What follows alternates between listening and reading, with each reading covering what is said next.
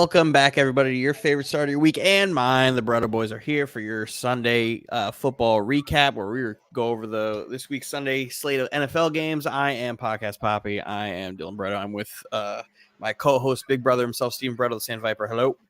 What's going on? We are here to recap Sunday Night Football and all the games on the slate. I'm live from the New York Jet locker room on a bye week as we hang out and watch football together.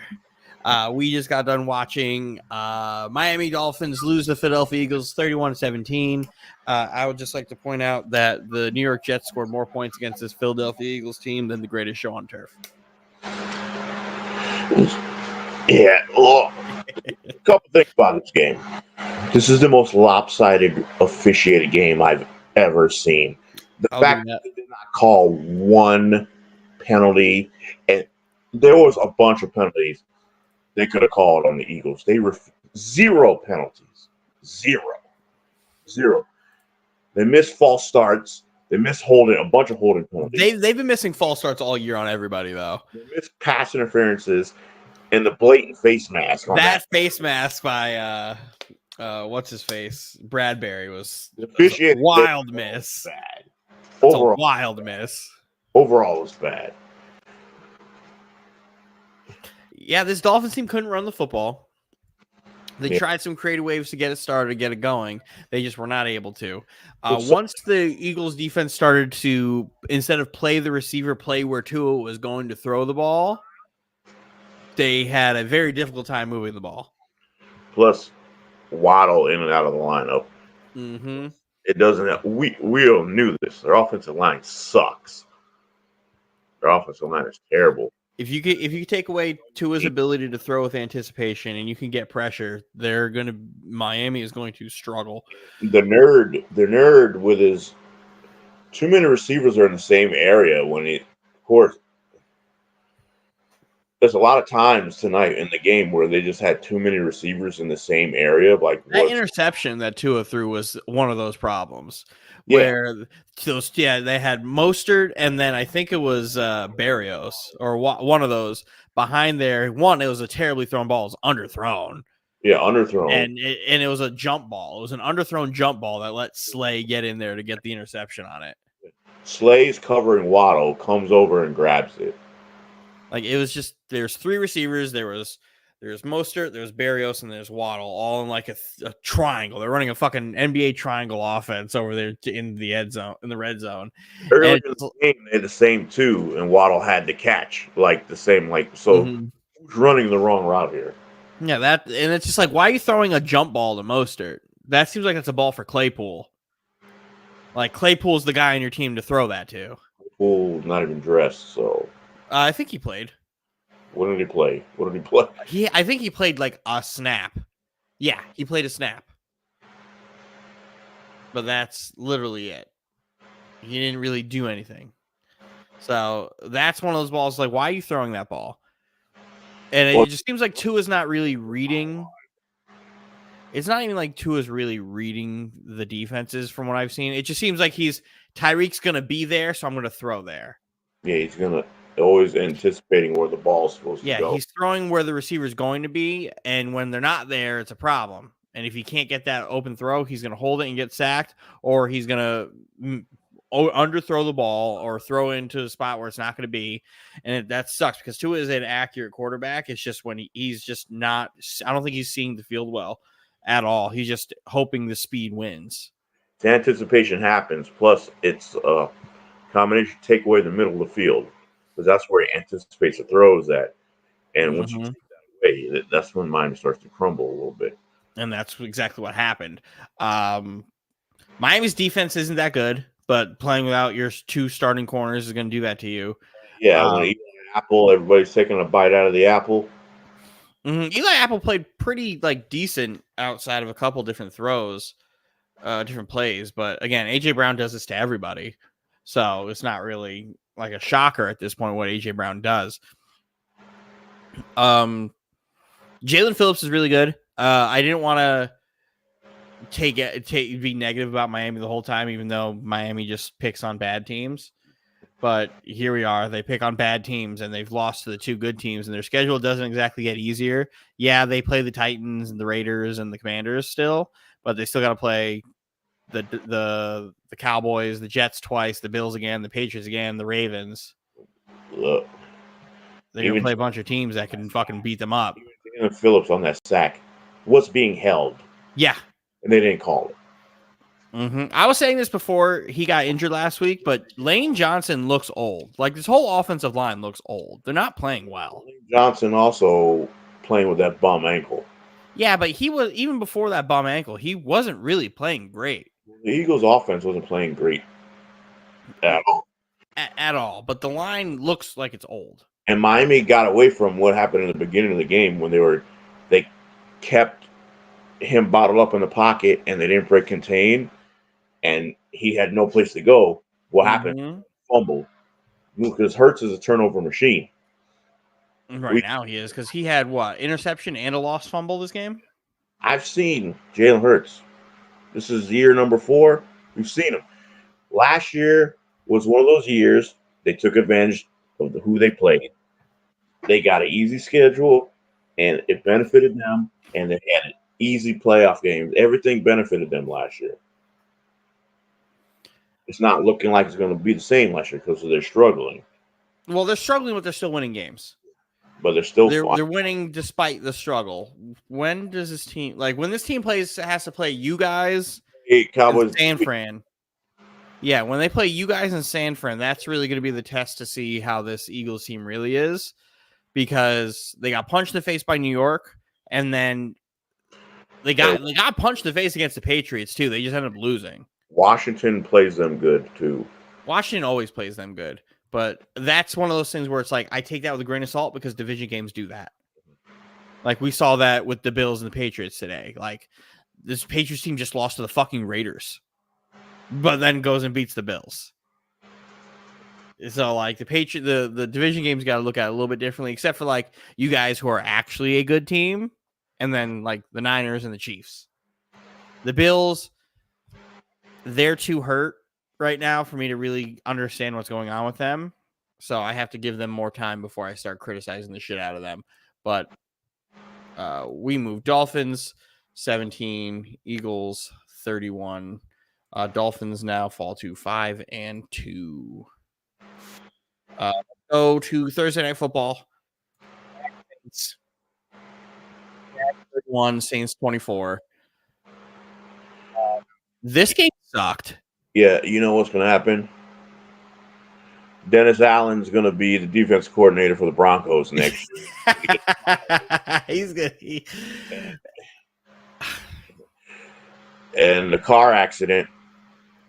The problem is Derek Carr is like not like that bad, but this Saints team makes him look like he's horrible. Like, this Saints team really makes him look worse than what he actually is, and that's hard to do. I follow Kirk Benkert on TikTok and Twitter and all that shit, and he goes through quarterback tape. He notorious Mac Jones hater. He hates Mac Jones. Hates Mac Jones, but he goes, let's take a look at Derek Carr, why he's not playing good, and it's all his footwork. He has terrible footwork. And he broke out a couple deep throws that could have been touchdowns in this Jaguars game. He was like, if he didn't take 2 double hitches and just took one and ripped it, completely underthrew the ball. That play right there, if he didn't double hitch on that and just like creep up twice to then throw it, if he just would have went bam, bam, and threw it, it would have been in stride and it would have been like a 80-yard touchdown. I'm like, why didn't he throw to the back pylon? What is he doing? Bad footwork. Bad footwork, and the Saints defense is not that good. I thought the Saints defense was going to be better, but like, they also are just old. Etienne and Christian Kirk just had their way. Christian Kirk on that touchdown, we basically caught the ball in the middle of the field and ran like Tyreek Hill did against the Buccaneers for a touchdown. But was getting back to what they were doing last year. You know what? Let's get Christian Kirk involved in the offense, and then we can go to Calvin Ridley. Yeah, Calvin Ridley did not have a great game. He had a catch on the sidelines that I still arguing that is a catch. That got reversed. I saw that. I was like, I don't know how they're reversing that and why they're not challenging him. That's a fucking catch. We usually have some type of theme of the week going here. Well, we got two themes this week: bad officiating and coaches watching this show. Yeah. They don't want to admit it, but here they are watching the Breno boys tell you guys what to fucking do every week. I don't know. And my favorite thing about Kirk Benkert is he was criticizing the Giants game last week, the last play of the game where they fucking go under center and fucking throw the ball to Darren Waller. He goes, if you just go play Madden, right? You go play watch any of these high level Madden guys. What are they going to do in this situation on the 1 yard line? They're not going to go in 11 personnel and fucking just try to go under center. No, they're going to spread the fucking field out and run out routes the whole time to try to get the ball. Especially on fourth down. I'm like, what are you doing? He was like, this is why the Giants suck and are going to suck because they play calling in the 1 yard line is dog shit. So I was like, well, he ain't wrong. But again, we'll get to this game, but Tyrod needs to start going forward. Tyrod is the guy. They play well with Tyrod. I told you, I fear Tyrod as quarterback of that team. Yep. Let's see who is next. Falcons Bucks. They're the first place Atlanta Falcons, but I still think Arthur Smith's getting fired because he needs to be fired. Pop open a beer can. It might be Taylor Heineke time. This is the time of the year where Taylor Heineke usually shows up and starts. The Falcons. Case in point, what I talked about last Sunday, Arthur Smith was listening to the show. What I said, why don't they run some zone reads with fucking Desmond Ritter? Yep. What are they doing? Desmond Ritter can run the ball. Too bad they're running zone reads, but they're not using fucking Bijan Robinson. Yeah. I know he was like sick during the game. Yeah, the fucking okay, then don't play him. Make him inactive. Don't let him sit there all game in fucking uniform. One carry is ridiculous. One carry, like if you're gonna use him, why bring him once? You sit down in the Florida heat and burn the flu out of you. Whatever. I'm like, what are you doing? What is this nonsense? If he's not able to play, why'd you dress him? Tell him to take like. Luckily for me, I'm playing somebody who has Bijan Robinson, so I'm okay with it. But like, that's just, again, we're watching coaching malpractice where you can't get your guys the ball. Get your guys the ball. Get Drake London the ball. Get Kyle Pitts the ball. They should have gotten the ball more. Plays this fucking game. This behind the back catch. That was a great catch. And then the freaking play at the end of the game to get them in range to win the game. Mm-hmm. That was a great catch. Oh. Get your guys the ball. Like, yeah, we got, again, Drake London and Kyle Pitts should be having like 8 catches each. There's only one Arthur in Atlanta. It's going to be Arthur Blank because Arthur Smith's going to be gone. Who knows? Maybe the Falcons. They're first place.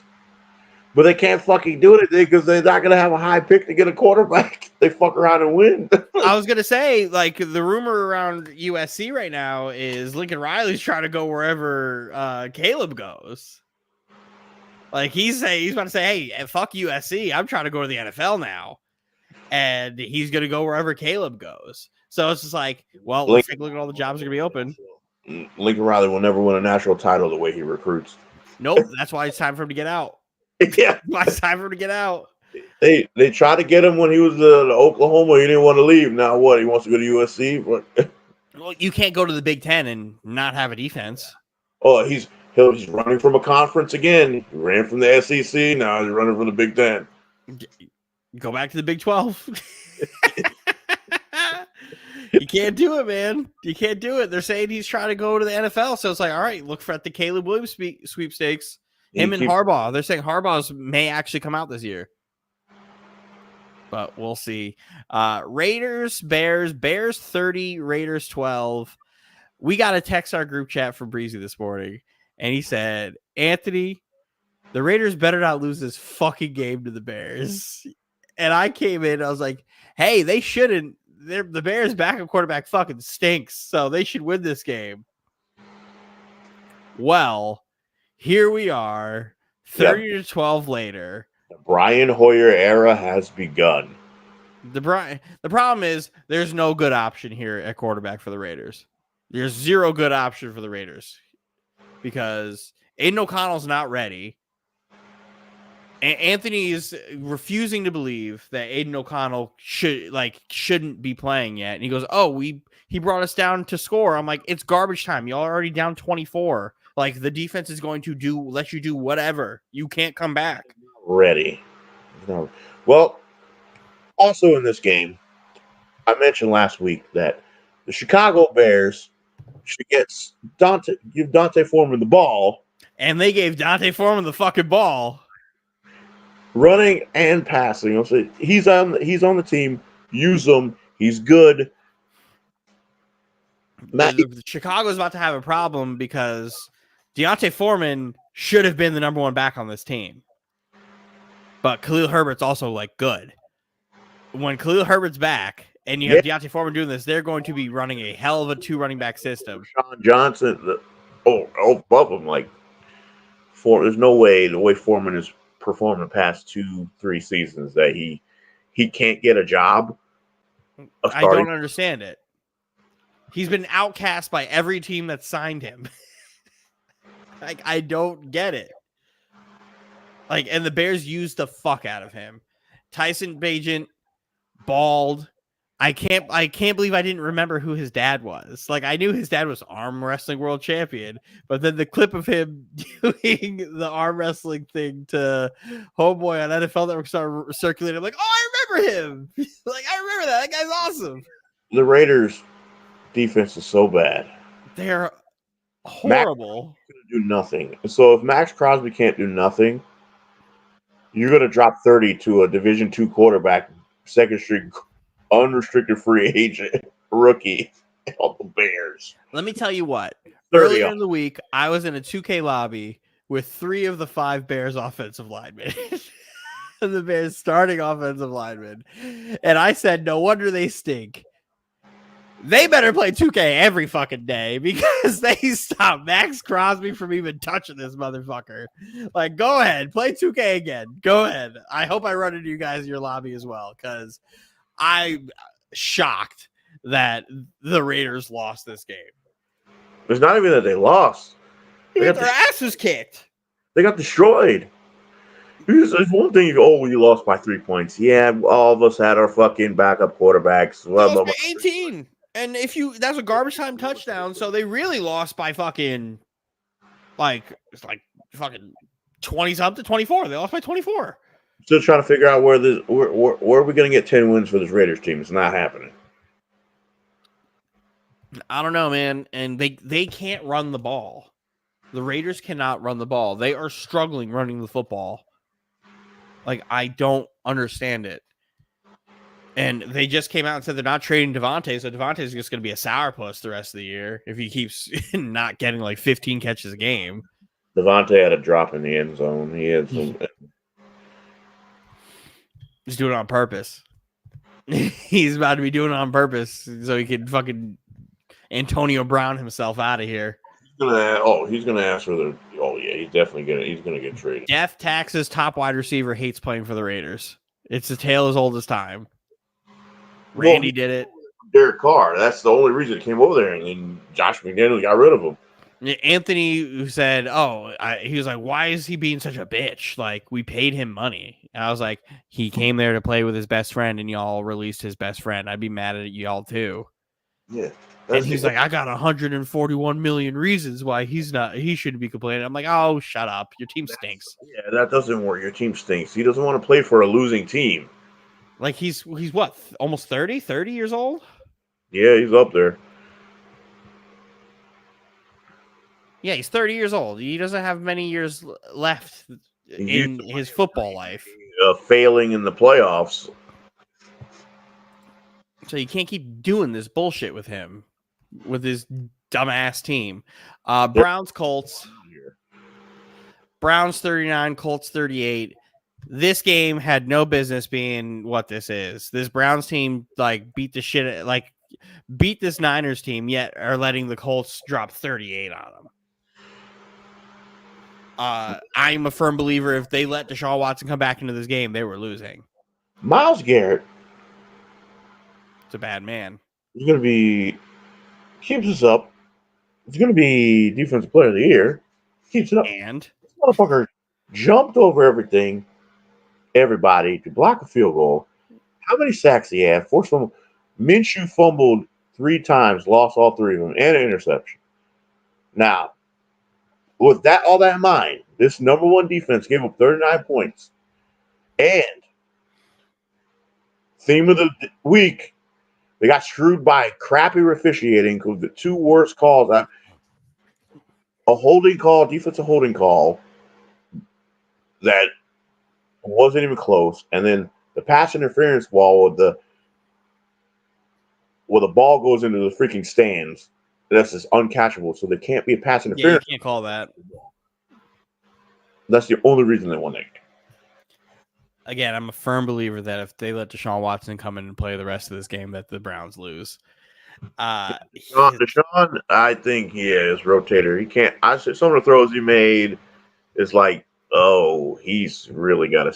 Yeah, he can't play no more until that rotator's fully healthy. There's some throws that's coming out. It's like, oh, he can't. Why is he playing? Don't do it. Take him out. Well, and even before this injury, he hasn't looked great. Well, the last game he played was what he looked like Deshaun Watson. Yeah, well, he hasn't really played great. He's had flashes of Deshaun Watson, but then there's the other plays where it's like he makes great plays and then he's like, oh, what the fuck is that? Yeah, where the real Deshaun Watson wants to creep out, but then he gets like pulled in by bullshit. That team they beat last time, it was where he looked like Deshaun Watson. That game, the Titans. It was the Titans. Yeah, the Titans dog walked. The Titans game, he looked like Deshaun Watson. I mean, I feel like if you need to just look like yourself, you play the Titans. So that's not really saying much. But then you don't really freaking play. Yeah. So you don't really know how he actually is because that Titans team is. So the Titans team is up in flux because they're just trying to trade Derrick Henry now. If you trade Derrick Henry, then your season's over.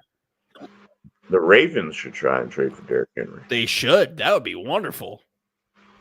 That would be horrifying because Derrick Henry is the only guy who's been killing them in the playoffs. You can't beat him. Like, you got to go get him. Go get him. That would be a great trade if Baltimore could figure that out. Go ahead, man. Commanders, Giants. Commanders suck. The second place Commanders team. I think the Sam Howell experiment is up.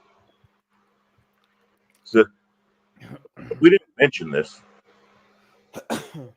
Sam Howell's the most sacked quarterback in the NFL. Yep.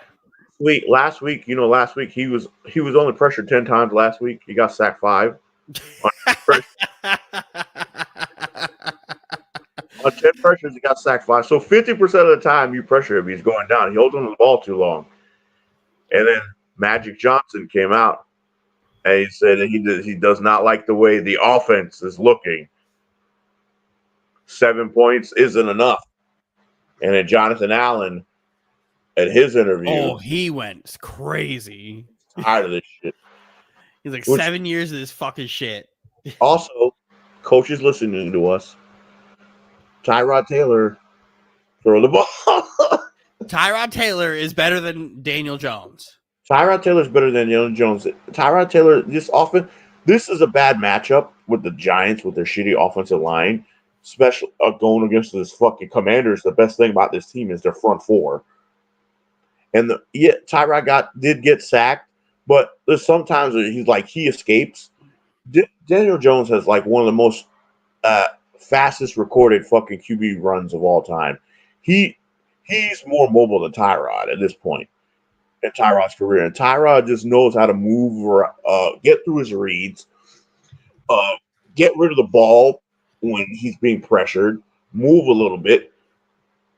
The offense moves better with Tyrod at quarterback.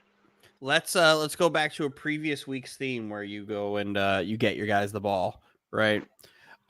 He's been getting Darren Waller the football. Yeah. Like Darren Waller's first recorded touchdown as a Giant was a Tyrod Taylor pass. Like, what are we doing here? And Daboll knows it. The problem is Daboll going to do that coach move where it's like you bench the guy you just paid? No, that's not going to happen. Because if Daniel Jones can play next week, that's the problem. Daniel Jones gets benched. He's getting benched next year because next year's the last of his guaranteed money. And then they'll pull that move like that. Because you and I are of the belief that Tyrod Taylor was brought in last year to take Daniel Jones' job. Yes. We both said this same thing many a time. We weren't doing a pod or anything at that time when it happened, us together. But we both were very much so of the like of Tyrod's coming to take Daniel Jones' job. And I would always say that, like, I'm scared of this Giants team with Tyrod Taylor is the quarterback. Because they make it work. And Tyrod, again, to Steven's point, Tyrod has only ever lost jobs due to like just unforeseen circumstances. He never has actually lost a job. Not for actual reasons. Just unforeseen circumstances. Maybe it's the Browns' job because he wasn't trying to freaking. He got hurt. He got hurt. That's how Baker got in. I was like, he never really lost a job. And so the Buffalo, he got benched to try out Nathan Peterman because they wanted to try him out, see what he is. I'm like, why? Like, even though Tyrod brought you to the playoffs, Taylor is the quarterback that broke Buffalo's long ass streak of not being in the playoffs. Mm-hmm. L.A. Punctured lung. Is you know that and then something happened to him in Houston last year. I can't remember what happened to him, but did you know that this was the Giants' first time scoring touchdowns in the first half? Yep. And all their points came in the first half. I think this win for the Giants was a lose-lose. Because you wanted to lose a loss because now you again ruined your draft position, right? And then for Giants fans, it gives Giants fans a boost to the ego going in to face the Jets next week. The problem here is they're going to go in a little bit too much dip in the chip and they get reminded that the Jets defense can punch them in the mouth really bad. So I don't know if the irrational confidence for the Giants is going to be welcomed. Even when they try to close out the game, like they're in the red zone, I'm like, they're going, all you got to do is at least kick a field goal and the game's over. Saquon fumbles. After a great catch by Jalen Hyatt. Say we go back to like Jalen Hyatt's the best receiver on this team, right? We all, I think, agree with this. I said this when Jalen Hyatt was drafted, that Jalen Hyatt was my favorite receiver in this draft. He needs to just be on the field. I don't understand why we snap count Jalen Hyatt. It doesn't make sense to me. Have him on the field. He is fast as shit. He has good hands. That's not hurt. Like, why? Exactly. So why is he constantly in and out unless he's just has terrible cardio and is gassed all the goddamn time? Like, keep him on the field. He's a burner. He has great hands, and he's a really good route runner. Daboll could you could use him. Why are we playing this game like, man, we got to make sure Wan'Dale Robinson and Darius Slayton are on the fucking field because he's fucking so much better than Jalen Hyatt. No, he's not. None of them are. Jalen Hyatt's going to open the game up more for Waller, and then you can also use freaking Saquon in the pass game, which they try to do, what they use today too. I just don't understand it sometimes. Like, I was talking to Chris today, my stepdad, and we're explaining to him, I was like, if the Giants fuck around and win 5 games, like, they're going to do that thing they did to every coach they've had for 2 years and fire Daboll. Because they're going to feel the pressure too. And that would be so stupid. If Daboll gets fired, it's not going to be this year. I don't believe he should get fired. But it would be next year, when they have to do the same shit, and he's like, "Fuck it, I'm benching Daniel Jones." Like, I don't think Dable should be fired. I think the worst thing that happened to this Giants team, I think I said it last week too, was them finding a way to the playoffs and beating that shitty Vikings team. So, and then they had to pay Daniel Jones and weren't able to address any of their actual needs. Because the worst thing that happened to them was they won all those games last year when they came in before any game even played, and like we're not doing the 5th-year option of Daniel Jones. So you knew new coach, new GMs, like this guy is not. You fuck around and won. I got to pay him. I'm a big proponent of not paying a guy off of 1 year. Big proponent off of that. All you had to do, if you franchised him and paid Saquon was your offense. Then you'd see what's going on this year, and you'd be like, you know what? Yeah, we're not gonna give this dude a deal. Let me tell you something. I want to know why is Daniel Jones' agent not one of the top agents? If you're a freaking if you're in the college player and get ready to go to the NFL, you better hire Daniel Jones' agent. It's the same reason why I didn't want the Jets to re-sign Sam Darnold. Where it's like the end of that year, Sam Darnold started balling. And it's just like, you can't pay him because Adam Gase broke him already. So you can't give him another new offensive coordinator, but his third offensive coordinator in 5 years. Like, you can't do it. Don't pay him. You got to get rid of him. And that's what you got to do. You can't just pay a guy off of 1 year. Now they're stuck with Daniel Jones until that money's gone. And Dable is going to be like bottlenecked because he's going to have the pressure to keep playing him if he's not going to play good. Like, they had a bottom 8 offense when Daniel Jones is like playing quarterback. Tyrod Taylor's moved the ball for 2 weeks. Granted, it's against a beat up Bills defense and the Commanders. We'll see. I think if they let Tyrod play next week and he moves the ball well, you cannot go back to Daniel Jones. The Commanders front four is way better than the Dolphins front four, and Daniel Jones died the Dolphins game. Yeah, I don't understand it. But again, if you could do that against one of the better defenses of football against the Jets, then you have to keep Tyrod there. If Tyrod could score and move the ball, Daniel Jones can't come back. The guy showed he can move the ball. Just shitty red zone play calling. The red zone play calling is bad for the. I still cannot wrap my head around this red zone play calling that the Giants do. As good of a offensive mind that Dable is, you can't fucking dial something up in the red zone correctly. Like, I just don't get it. Having these running quarterbacks. Like, you know what the fuck you're doing. You've had Tyrod twice. You went from Tyrod, Josh Allen, Daniel Jones, you can move back to fucking Tyrod. It's not like you've never had an immobile quarterback. Speaking of mobile quarterbacks, let's move on to Baltimore versus Detroit, where Lamar Jackson had one of those games where it's like he was unfucking believable. This was the best quarterback play he's played of his whole career. This game, it was right here. Unbelievable. He was standing in the pocket, he was dealing, and then when he had to break the pocket and still looking downfield, that one throw to Aguilar, who actually caught it. I know. I said that same exact thing. I was like, holy shit, Aguilar caught that? Caught the ball? Lamar Jackson is quietly having like an MVP quality season. It's just nobody's really saying shit about it. And if we're doing a quarterback ranking right now, he's probably the second best quarterback in football. Jared Goff was really bad. Horrendous. This Lions offense was horrible. The Lions defense was even worse. Oh yeah, because the Lions were like, we want Lamar to pass. No, you don't. No, you don't. This motherfucker was like Peyton Manning back there. This is not the Lamar running a Greg Roman offense where the receivers are just running crossers all game. He was standing in the pocket, not moving. Read this guy right here. Boom.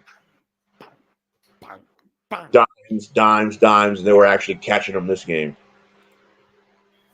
Yeah, because last game he had some brutal drops, but man, they were dealing. He was dealing. He was balling. He was spreading the ball out. Everybody was getting it. He had one. He broke out the pocket. He was in the pocket. There, everything down contained. Gus Edwards, boom, right there. Go. Or deep, not Tutter, but deep. Oh, they excellent game. The Lions. This is my fear this is why I don't really trust Detroit. Their defense is fucking horrible. You have to at least be competitive.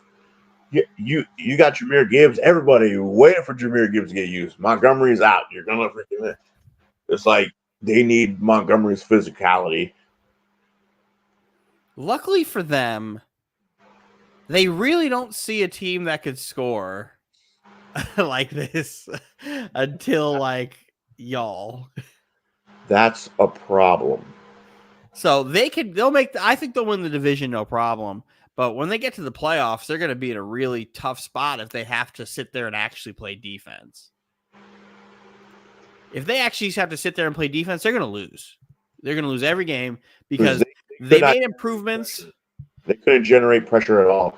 And once they did, it didn't even matter. It was too late. Granted, Baltimore is also one of the better teams in football. One of the best teams. I think is the best team in the AFC. But the Baltimore defense is also ridiculous. They fly all over the place. They play just Baltimore Ravens defense that I knew growing up, that you knew growing up. It's just as hard hitting. They blitzing like shit. They can play bump and run. They're playing man zero safety. Like they're out there daring you to beat them. The only difference is they have a fucking offense they have a prolific offense. Yeah. Wait, Jared Goff really needs the help. This is why I'm like they're a quarterback away. They need to find a quarterback. It's like they might have traded back for Stafford. Even still, I don't even know if Stafford would have made much of a difference because one, their defense just couldn't stop anybody, and they couldn't move the ball to like get the defense rest, but you have to be able to get stops on the defensive end. I don't care. Awful too. That's the thing. Yeah, they might not have been able to stop them, but you got to fucking do something. You got to be able to put points on the board. You're supposed to be able to compete in these shootouts and make it a shootout. Bills, Patriots.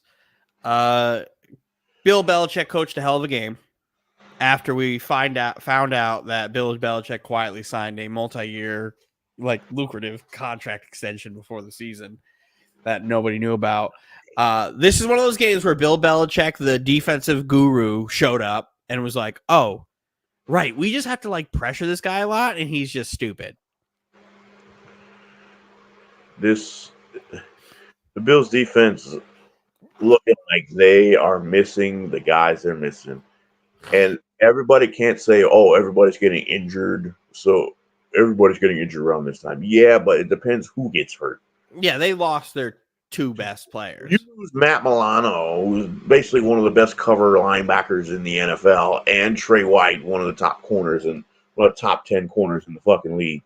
You're not going to, like the Patriots are going to do what they did to him. Like Mac Jones. They have no. Let me tell you, the message I got after that game ended where they're like, apologize to Mac Jones. I'm just like, why am I apologizing to Mac Jones? For what? For what? He played one good game? Like, why am I apologizing to Mac Jones? I got told I was wrong about this Patriots team. One, it's a division game. Touchdown to his team in like 2-3 weeks. Like, it's a division game. That happens. The division games you get up for and you play well in. Two, about fucking time Mac Jones played quarterback well. Like, we were on McCorkle's getting benched watch for almost a month. Like, I was getting reports like, hey, Bailey Zappi's the backup just in case Mac sucks. Like, why are we pretending here? Why are we pretending? I don't owe him an apology. This is not like it's Brock Purdy where, like, hey, Brock Purdy proved me wrong. Like, I'm good. I know what Mac is. We all know what McCorkle is. Y'all just lying to yourselves. And run the fucking football under center. a lot of teams need to run the ball under center. It's like when you get in the red zone, under center, running the ball, not out of shotgun. The shit don't fucking work. Run the ball. The red zone's where you need to run the ball. There's no space. Shout out to the Patriots for beating the Bills. That's a big win for them. The Bills, Bills are in trouble. It's a bad loss for the Bills. It makes them in trouble. They haven't looked the same ever since they went to England. And the Bills play a couple teams. And that's another loss. That's a fucking you're not losing. You're not winning any tiebreakers with. The Bills play a couple teams that'll bring pressure on them. Left. So they still have the Bucks, they have the Jets again, they have the Cowboys still, they have the Eagles still. They have teams that will get pressure on Josh Allen. And the way you're going to beat them is if you make Josh Allen have to hesitate, he's going to do something stupid. They got the Bucks on a Thursday. That Bucks defense is good. Like it's not a really, really great defense, but it's a good enough defense to be like, hey, we've seen two teams who offensively are kind of inept in the Jets and the Pats. Apply the pressure and make Josh Allen do dodo bird things. We have a defense that's pretty good that can kind of do the same thing with a defensive minded head coach who is kind of known to blitz a lot. Like they got the pieces. They can do it. They can beat Buffalo. So I'm rooting for Tampa. Not for my own selfish reasons, but I'm rooting for Tampa to kind of figure it out and do that. And then with that defense being as bad as it is, Baker and Mike Evans, that should be like one of those like automatic things. It depends. They're gonna have to. They're gonna have to. When is their bye? They're gonna have to use that 10-day rest break. They're gonna have to scheme something up on defenses to make up. Hit the market. See who's available. You can say next man up all you want, but the next man is not going to be as good as the guy that was in front of him. Seattle, Arizona. I did not watch any of this game. I didn't see anything. I had to run out for this game, so I know nothing that was happening in this game. So I'm gonna leave this to you. Well, Arizona is doing a good job at we're playing competitive, but we're not going to win. You know, Josh Dobbs did what Josh Dobbs does. Nothing. Go to be a scientist. Geno Smith was picking his team apart. He had one bad throw. They could not stop them. Kenneth Walker was balling. They got JSN involved. They really love their new receiver, Jake. Their rookie. Bobo. With no DK Metcalf. They were applying relentless pressure on defense against the Cardinals. They do nothing but, what do they have? They're like, oh, we're going to take our time with Kyler Murray. Yeah, why try to play him? Like, it goes against everything you're trying to do. Because watch Kyler come in there and all of a sudden they just start winning football games. It's like, what are they trying to do? Because with Dobbs, they're fake competitive. Where it's like they're like the Lions a couple years ago. Where like, hey, they're playing gritty, they're playing tough, they're in some of these games, but then they just lose. But this is by design. The Lions, I don't think anybody told the Lions they weren't supposed to be competitive, and it just happened organically. Where this Arizona team is like, let's play hard, but let's fucking lose. Yeah, Devin Witherspoon is making an impact for Seattle and team. He's good. He had this fucking hit on Rondale Moore. Oh my god, it's like clean hit while he died. He had an interception in the game. Got called back because of a bum penalty, but he's making an impact on the defense.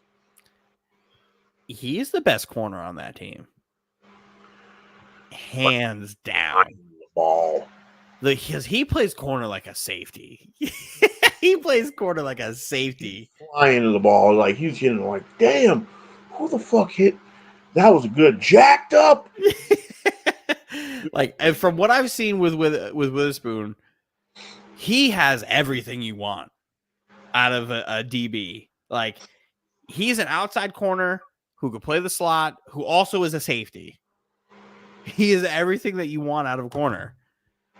And again, call me a hater on Tariq Woolen. He's better than Tariq Woolen is. Tariq Woolen is just a freak athlete. Witherspoon is a fucking skilled fucking player. He's coming on. He's just an immediate impact. But like, they can get rid of Jamal Adams.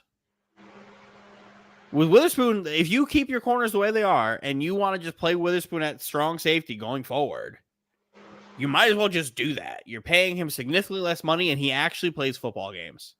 That's your blitz boy. So yeah, like you can pack big blitz boy the fuck up, get rid of that money, and then go use it elsewhere. Now, that's not me just because I hate Jamal Adams, but it's Witherspoon's that fucking good. That's your defensive rookie of the year right there. Like, hands down. I don't even know who the fuck is competing with him. Jalen Carter. That's a great rebuttal. It's a great rebuttal. If Christian Gonzalez didn't get hurt, he'd be up there too. Yeah. Because he was playing well. He was playing really well. Steelers, Rams. Anthony sent a message in the group chat during this game. He goes, "Is this the Pittsburgh Steelers offense?" Yes, it is. Canada found out that, he got Deontay Johnson back today. Deontay Johnson went if the streak continues. Deontay Johnson didn't score a touchdown at all last year in any game last year. But the kid's a baller. Deontay Johnson is a fucking baller. So Matt Canada, I'm not giving Matt Canada any credit because the Rams defense is like the 30th ranked defense. Their pass defense is terrible. So it's just Aaron Donald. So all you gotta do is triple team Aaron Donald. Fucking receiver is gonna wreak hell on them. So what did Matt Canada do? Is like, let me get George Pickens, Deontay Johnson. Let me get them the ball. And then the running back coach Pittsburgh just put Najee Harris on the fucking bench. He sucks. Jalen Warren should be the starting running back on the team. He needs to get more carries, more touches. Jalen Warren's the guy. Najee is not there. Kenny motherfucking Pickett did his thing. But, like, what are we doing here? Like, the red zone, I know Pittsburgh wants Matt Canada gone. I can see why, but after this game, they're not going to do it with all his receivers going on. Look, they're running the ball. The Rams defense sucks. Who the Steelers got next? Is this first place Pittsburgh Steelers? Well, technically tied for first place Pittsburgh Steelers. Game back because they had their bye week. Ravens haven't had their bye week yet. So they have the Jags, Titans, Packers. All 3 winnable games. Yeah, on the Jags. Your defense, however, needs to show up because the Steelers' defense is sometimes they're here, sometimes they're not. Well, Steelers' defense also give up a lot of points to wide receivers, a lot of yards of wide receivers. And you can go Puka Shell Nakua and Cooper Kupp. They just couldn't get they couldn't score any touchdowns, the Rams in the red zone. Chiefs, Chargers, Chiefs 31, Chargers 17. In case you were not aware of it, Steven, it was National Tight Ends Day today. Oh, I know it was National Tight End Day. In case you didn't know. Mark Andrews had himself a fucking game. And the best tight end in football also had himself a fucking game. Yeah, reclaiming tight end number 1 in fantasy points today. I know, thank you. Because it looked like it was going to be Mark Andrews for a little bit. As a guy who is facing Mark Andrews, I said, "Hey, you've activated my trap card, Travis Kelce." Travis Kelce, fucking 12 for 179 and a touchdown, all in the first half. Two things. Once again, the Kansas City defense holding a team under 21 fucking points. One other thing. What's the name of the Chargers head coach? Brandon Staley. Did you not know that Travis Kelce is on the other team? He calls the defensive plays with the Chargers. Did you not know that Travis Kelce is on the other team? You refuse to take him out of the game. Derwin James and all the other corners should be Travis Kelce should be doubled, and you make them beat you with their receivers. Derwin James also notorious for applying a Arn Anderson level spine buster to Travis Kelce multiple times. Like, again, This is how you beat the Chiefs by making their wide receivers beat you, making their wide receivers beat man coverage. You have to double Kelce. If you're gonna Kelsey's gonna kill you. This is the perfect example of not what to do against the Chiefs. Rashee Rice had an awesome catch in the end zone, though. Yes. He made a great play. Yes, he's the one. What it didn't really matter when Travis Kelce has like 12. How many? Oh, yeah, when he has 1 billion yards. When Mahomes' last 27 throws to Travis Kelce are like 26 catches. You gotta. What is your game plan? And we're big Justin Herbert guys over here. Yep. But it's hard for us to defend him when in these close games he's terrible in the fourth quarter of these games. And that's what a lot of people don't like about Justin Herbert. Like these close games. Mike, every time Herbert's in a fucking fourth quarter like comeback drive, Mike texts the group chat, let's see if he's that guy. And then I probably get a message 2 minutes later, he's not that guy.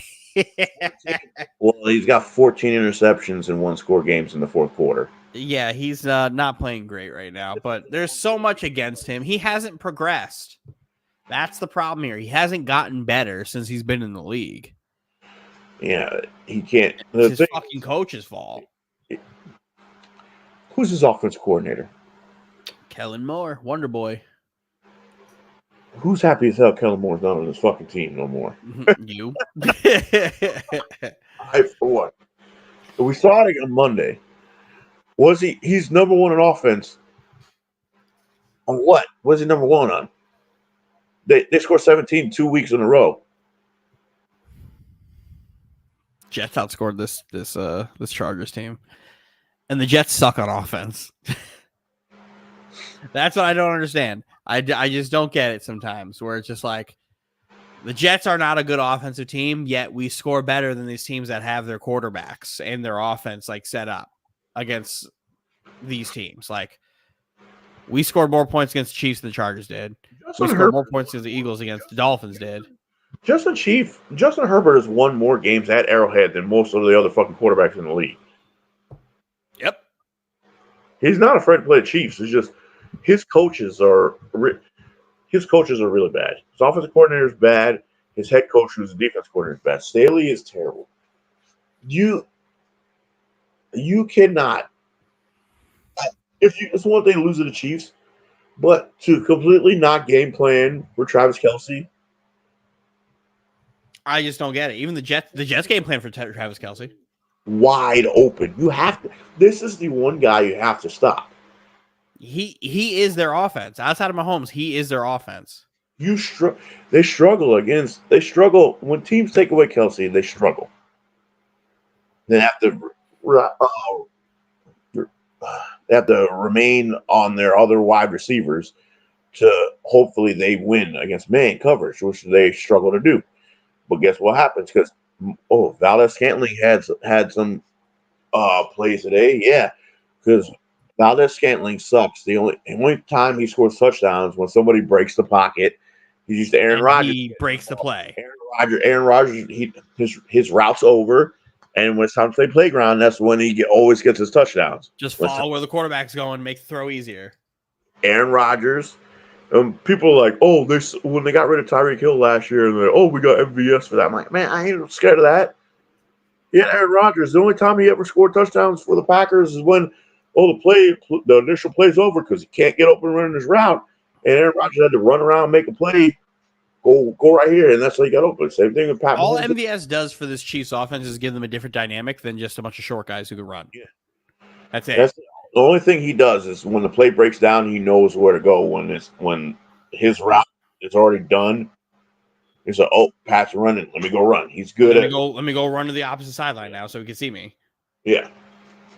It's just the backyard football stuff. It's a lot. Stephon Diggs does that shit a lot with Josh Allen too. Once Josh Allen starts running, he goes, I'm running. My route's over. I'm going. Yeah. He gets 1 billion yards. I'm surprised Gabe Davis doesn't do the same thing. Like they all those wide receivers could eat a little bit differently if they all followed what Stephon Diggs does. I just don't get it. Packers, Broncos. The Packers suck. The Packers fucking suck. The Packers, the strength of their team is the one that's really fucking failing them. Their defense, terrible. Like the defense, like the Packers should have won this game, and the Broncos defense is the one that freaking won the game for them. It's so ridiculous. Why are we playing? If Aaron Jones is suiting up, he should not be outsnapped by AJ Dillon. This is so I didn't get fucking fooled by these fucking Green Bay Packer fools this fucking week. I picked up AJ Dillon early in the week, and then I had to get it for sure Aaron Jones answer. So the last minute I swapped out Aaron Jones for AJ Dillon. So kudos to me. AJ Dillon only had that one little catch. He should not be outsnapping Aaron Jones. They need more Aaron Jones in the offense. Aaron Jones isn't ready to take on that load again. Matt LaFleur,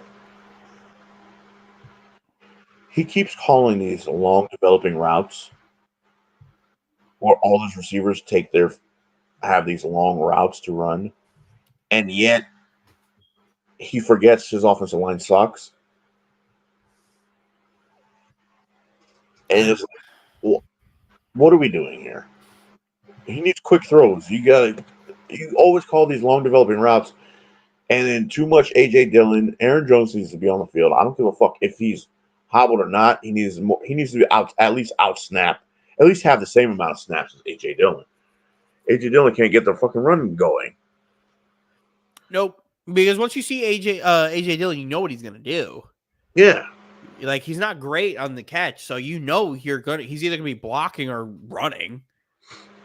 Like you don't really have to worry about him. He's too slow in the backfield to get those swing routes. They have fourth down, like 2 minutes left, and the safe they're playing cover 2.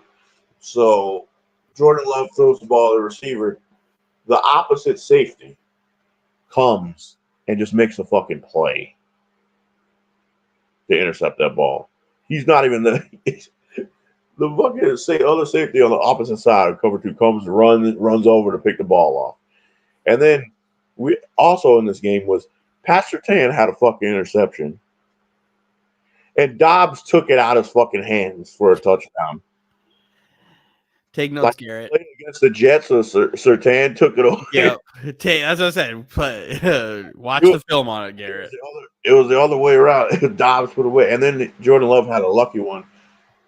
Dobbs slant wide open, bounces off Dobbs' hands, goes to the other fucking receiver right there to grab the tip for a touchdown. I'm like, oh my God, he's so lucky right now. This Packers team is not that good. You can't put up 17 on this crappy ass Denver Broncos team. Jets scored more points against the Broncos than the Packers did. That's going to be my bar. If the Jets are outscoring you, that means you stink. That's just the bar here because the Jets offense isn't good.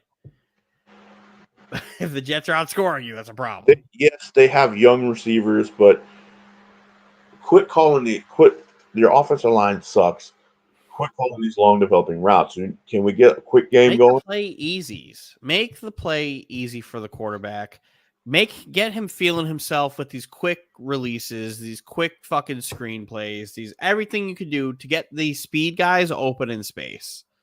Like if Green Bay wants to watch what Philly does with their offense, which is just short play, deep shot. Short play, 10-yard deep in. Does great. What he does great, do more of that. Like, you have the speed. Speed kills, right? You have 2 guys in your team who are fucking fast as shit, along with your running back. Just get them the ball in space and let them work. We don't need to reinvent the wheel here. Like, Jordan Love isn't terrible, but he's not great, right? He's solid. Let him get him feeling himself. Let him fucking sit there like, yeah, I'm killing it today. Give him that confidence. Get Christian Watson the ball in space. Get Dobbs open deep. Like, it's not that fucking hard. It's really not that fucking hard. We'll know if LaFleur's watching if he does what we say. Like some of the coaches did this week. Let's see. Who are they playing next week? They have the Vikings. If you can't do it against the fucking Vikings, you can't do it against anybody. It's as simple as that. If you can't fucking get your offense going against the Vikings, who can you get your offense going against? Because you couldn't do it against the fucking Raiders. You couldn't do it against the fucking Broncos. Broncos is the Broncos one. is that team. The answer is, if you can't do it against the Broncos, who are you going to do it against? Because the Broncos, I just don't understand. The Broncos are that team where it's like, you're struggling, play the Broncos. You'll be fine. They're the only team who saw them and the Bears. The only team that saw the Broncos are like, the Broncos have gave up less than 20 points all season. They gave up, like, again, the Jets offense is anemic. We scored more than 20 fucking points. We scored 30 points against the Broncos. Ernie! Unbelievable. This fucking... Oh, these LaFleurs suck.